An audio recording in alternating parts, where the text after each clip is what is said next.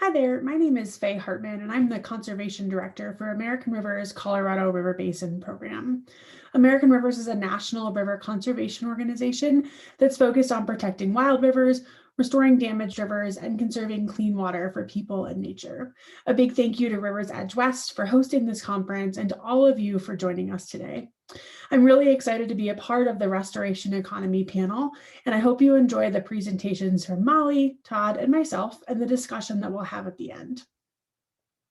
Today, I'll be talking with you about one of American River's most recent reports, Rivers' Economic Engines, where we make the economic and jobs-based case for investing in equitable and innovative water infrastructure and healthy rivers. In addition to covering the report, I'm also going to talk about the importance of public funding at all levels, federal, state, and local, and provide a couple of examples from here in Colorado where communities have come together to develop and raise public funds for river health and restoration projects. Before we get into the specifics of our Rivers' Economic Engines report, I want to provide a little bit of background information about it. Our report compiled existing economic and jobs information about the benefits of healthy rivers and clean water to support important policy and funding recommendations that we make in the report. Our report makes policy and funding recommendations in the following areas: improve water infrastructure, modernize flood management, and restore watersheds in our communities. We also make recommendations that any funding for rivers and water infrastructure must also be equitably distributed among communities and projects that have been previously underinvested in and need it most. And we also provide recommendations on ways to look at this. We all know that rivers and clean water are smart investments that contribute significantly to economic growth and job creation. From this infographic, you can see some of the national level statistics. By investing in water infrastructure, we can create over 1 million sustainable jobs. The river recreation industry supports over 1.5 million jobs. Over 225,000 workers are employed in the ecological restoration space, which includes watershed and river restoration. And that's a very significant contributor to the annual economy. And then finally, the natural infrastructure space. So those solutions that protect, restore, and mimic our natural river systems. And so things like restoring wetlands and reconnecting rivers to their floodplains employ millions of people every year. And this number is expected to grow by 5%. And during this presentation, I'm going to give a brief overview of the improved water infrastructure and modernized flood management sections, but I'm really going to spend more time on the restore watersheds in our communities section. So the first area that we focus on in our report is improved water infrastructure. The United States water infrastructure is crumbling. The American Society of Civil Engineers gave the United States drinking water a D and our wastewater infrastructure a D+. And the U.S. Water Alliance also found that over 2 million Americans lack running water, indoor plumbing, or wastewater treatment. And to address these really serious challenges facing our country, we recommend increasing funding to improve water infrastructure, to ensure that water is accessible and available for everyone, and to prioritize green infrastructure solutions, among other recommendations that we go into more detail in our report. And you can find that in this particular section. By investing in our water infrastructure, we create jobs. We stimulate local economies while also addressing really significant issues that have been facing our country and local communities for decades. Water infrastructure improvements also have many other benefits: public health, social and environmental benefits. Green infrastructure, so like rain gardens and green roofs, help to cool down the temperature of communities. They reduce stormwater runoff, and they provide ample green space while absorbing air pollution and providing habitat for local wildlife. A quick example of how one community in particular has kind of seen improvements from upgrading their water infrastructure is Philadelphia. In 2011, the city launched their Green City Clean Waters program, which injected over $1 billion in public funding to reduce stormwater pollution in Philadelphia by 85%.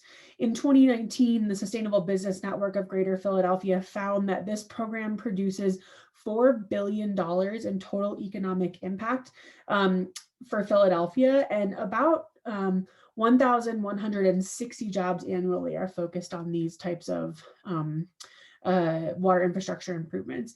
And there was also a savings of $50 million annually in avoided health-related costs, thanks to people's improved access to open space.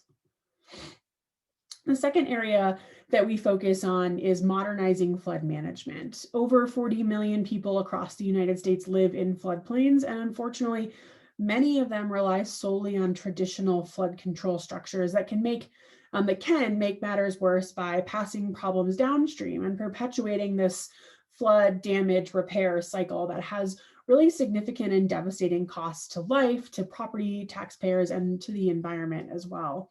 We need a new, more resilient approach to our flood management, one that considers natural infrastructure and nature-based solutions like reconnecting floodplains and restoring wetlands, an approach that promotes public safety and restores the rivers that flow through our communities.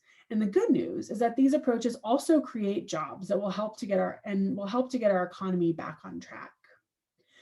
The ecological restoration sector, which, like I said earlier, includes floodplain restoration, river restoration, and nature-based solutions, directly employs over 125,000 workers and supports an additional almost 100,000 workers indirectly. So that's where that 226,000 jobs comes up. And it contributes $25 billion to the economy annually. Additionally, the Pacific Institute found that on average, a $1 million investment in either river restoration or remediation generates between 10 and 72 jobs, depending on the type of project that you're looking at in terms of the restoration project. To help transform our current flood management approach into a more resilient model, we've recommended a host of policy improvements and funding solutions that include things like climate resiliency planning, encouraging funding and implementing nature-based solutions, doing a better job of integrating the work of agencies at the state, the federal, and the local level so they work collaboratively together on flood management issues. Doing this, we can make communities more resilient while also employing Americans across the country. And again, more specific recommendations are available in the report. A great example of the economic and environmental benefits that natural infrastructure has for communities was on the Cache River in Southern Illinois. In 2008, the Fish and Wildlife Service released a report that studied the economic impact of a 10-year wetland restoration project. They found that this $10 million 10-year project of the restoration project of the river and the associated wetlands generated over 36 jobs for each $1 million that were invested. And in total, over $12 million in total economic output was generated over that time period. And, this project was not only good economically for the region and for the state and communities, but also protected and revitalized a really unique ecosystem in this area that provides immense benefits for the local community in the form of flood control, water quality improvement, and of course, wildlife habitat. I think all of us can agree that rivers are the lifeblood of local communities. We can revitalize rural, suburban, and urban communities by restoring lands and waters, improving our agricultural practices, and building recreational amenities so people can access our amazing open spaces, lands, and waters. River restoration, recreation, and agricultural improvements also create jobs. The University of Oregon found that every $1 million that's spent on watershed restoration generates an average of 16 new or sustained jobs and up to $2.5 million in total economic activity. So that's a pretty big return on investment for that $1 million. Moreover, investment benefits the local communities where those projects are taking place. 80% of restoration project funds stay in the county where projects are located. Agriculture efficiency improvements also benefit the economy. They benefit the agricultural productivity, and they also have significant improvements for the environment. The Pacific Institute found that when $1 million is invested in agricultural efficiency, on average, 15 jobs are created. And for those of us, I think most of us that live in the Intermountain West, I think we can all appreciate that recreation has and continues to drive significant economic growth and job development for communities across the region. The Outdoor Industry Association's National Recreation Economy Report found that water sports and fishing create over 1.5 million jobs nationwide. And I know Molly is going to talk here shortly about the economic benefits of river-based recreation in Colorado. So stay tuned for that as well. And as I mentioned earlier, the natural infrastructure sector is growing. We have the opportunity to create even more jobs by investing in natural infrastructure solutions and implementing those projects on the ground. The policy recommendations that you see on your screen here will help to improve and restore our watersheds that at the same time creating new jobs, revitalizing local economies, and reviving the ecosystems that we all rely on. By investing in the policy recommendations that you see on the screen, like integrated water management plans, we can protect existing and future water uses while supporting and improving our rivers. By developing a 21st century civilian conservation corps, we can restore rivers, their surrounding lands, and recreational access, while also increasing jobs and stimulating the economy. And by providing more funding for restoration, we can revitalize communities, their economies, and the watersheds that really support those places. As restoration practitioners, I think we all know that restoration not only improves our rivers and the local quality of life, but it also revitalizes the local economy. I want to share a couple of examples of restoration projects across the West that have had multiple benefits for the local community and beyond. And we're going to start up in the Pacific Northwest in the coastal area of Southern Oregon. So in this area, watershed restoration is an essential industry. Communities along the Southern Oregon coast have long relied on rivers and waters flowing through their region for fishing, agriculture, for sustenance, and more recently, recreation. Over the last 2 decades, communities in the region completed a suite of watershed restoration projects, including maintenance project, in-stream restoration, and upland restoration that help to improve local infrastructure, they increased land productivity, revitalize local rivers and forests, and also were really significant job creators. The University of Oregon found that in the first decade of the 2000s, these restoration projects supported on average 73 local jobs per year. And these restoration investments have resulted in more than $32 million in economic output on the southern coast as well. And most of these projects were funded by federal funding as well as state funding. Another example I want to share is much further south in the western United States, in the community of Yuma, Arizona, along the Colorado River. A grassroots initiative brought together local stakeholders, including the city, local tribes, and private landowners to restore a really seriously degraded habitat along the lower Colorado River. Since the project was started in the year 2000, over 350 acres of wetlands and riparian areas have been restored, and the area was designated as the Yuma Crossing Natural Heritage Area. The community leveraged over $8 million in many different funding sources: federal, state, city, and tribal funding. And the project employed over 150 people. In addition to this awesome economic growth and the jobs benefits, it also provided a number of other benefits. The project restored habitat for over 300 species of wildlife, and it provides really amazing recreational opportunities. An estimated 200 people a day visit the Yuma Crossing in the summertime. And then finally, we'll end where I live, in Denver, Colorado. Urban communities can also significantly benefit from river restoration and revitalization projects. In Denver, city officials and local partners have worked together to restore the South Platte River and Cherry Creek, which flow right through the heart of downtown Denver. These initiatives included riparian restoration, stream channel repair, floodplain reconnection, and the development of multiple greenways along both of these rivers, and which I utilize all the time, and I know lots of people across Denver do. In 2017, Summit Economics evaluated the benefits of the years of restoration and found that on average, properties within a half mile of the river hold a 36% higher property value than others in the city. And because of improved river conditions, Denver has collected an additional $64 million in property taxes. To achieve our goals of healthy communities, rivers, and economies, funding is needed to support the implementation of projects on the ground. In our report, we make the case that additional federal investment is needed to support water infrastructure improvements, to modernize flood management and restore our watersheds.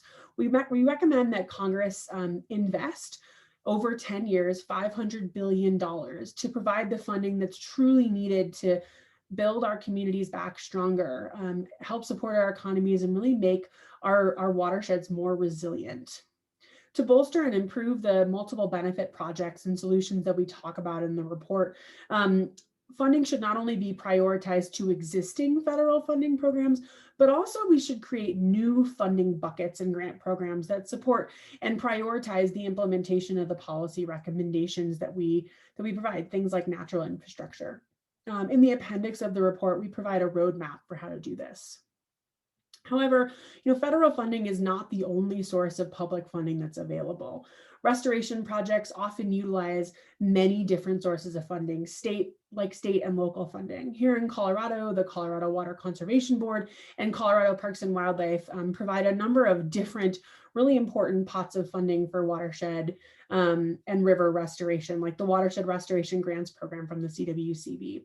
And then at the local level, funding from conservation districts, open space programs, and other regional groups provide really critical funds that improve river health, access, and restoration opportunities. And I think it's finally important to note, and we'll hear a lot more about this in the other presentations and then in our discussion, public funding isn't the only funding that's available for restoration projects. We'll hear more from Molly and Todd about funding opportunities with corporate sponsors and private capital, which can be leveraged with other public funding sources as well to come up with a really diverse funding sources for restoration projects. Finally, funding to support, healthy rivers, watersheds, and communities is essential. As I said earlier, this funding doesn't just come from one funding stream. It comes from a lot of different places, federal, state, local. Here in Colorado and in the West, more broadly, I think we are acutely aware of the need for more funding to help protect and restore our rivers and ensure that there's enough clean, reliable water in the face of climate change and other challenges. In the past 2 years, Coloradans have voted 3 times in support of new funding for river health. In 2019, voters passed Proposition DD, which legalized and taxed sports betting and dedicates proceeds to implement Colorado's water plan, which was signed by Governor Hickenlooper in 2015 and identifies a need for $100 million annually to achieve its objectives. And funding from DD is going to help to address this need. Then in 2020, Colorado voters continued to support healthy rivers in the Colorado River Water Conservation District and the St. Vrain Left-Hand Water Conservancy District. And these 2 funding local ballot measures will raise an additional $8 million annually. Both of these measures, these local measures, passed overwhelmingly and in strong bipartisan fashion because of the collaborative approach that was developed to cultivate a broad coalition of supporters. The success of these measures shows how much Coloradans value healthy rivers and our water supplies for our environment, for our economy, and of course for our future. This new public funding will be available to support healthy rivers, productive agriculture, water quality, watershed health, infrastructure improvements, and conservation and efficiency. On the west slope, the Colorado River District campaign secured endorsements from the most conservative to the most progressive communities and organizations, including agricultural producers, counties, cities, environmental groups, recreational interests, businesses, and individuals, demonstrating that the reliability and the quality of our water and the health of our rivers is a unifying issue. Overall, the passage of these three measures, Proposition DD, and the two local measures this year, ensures at least $15 million a year in public funding will be generated to improve Colorado's river and ensure a secure water future. This is a good start towards the full amount of funding that's needed to protect Colorado's rivers and reduce risk to the state's water supply by supporting a variety of projects like increasing river flows, improving conservation, restoring riparian areas, updating outdated agricultural infrastructure, and mitigating forest fires. Today, more than ever, water unifies us by bringing together sometimes unexpected, diverse interests to address the significant water challenges that we're facing. Collaboration is more important than ever, and by working together to identify and secure new sources of funding for healthy rivers and sustainable water, we're working to support a high quality of life for local communities, but working together to stimulate local economies and create jobs for Coloradans. Thanks so much for taking the time to listen to my presentation and for joining the Restoration Economy panel. I look forward to discussing the importance of the restoration economy with Molly and Todd at the end of the session.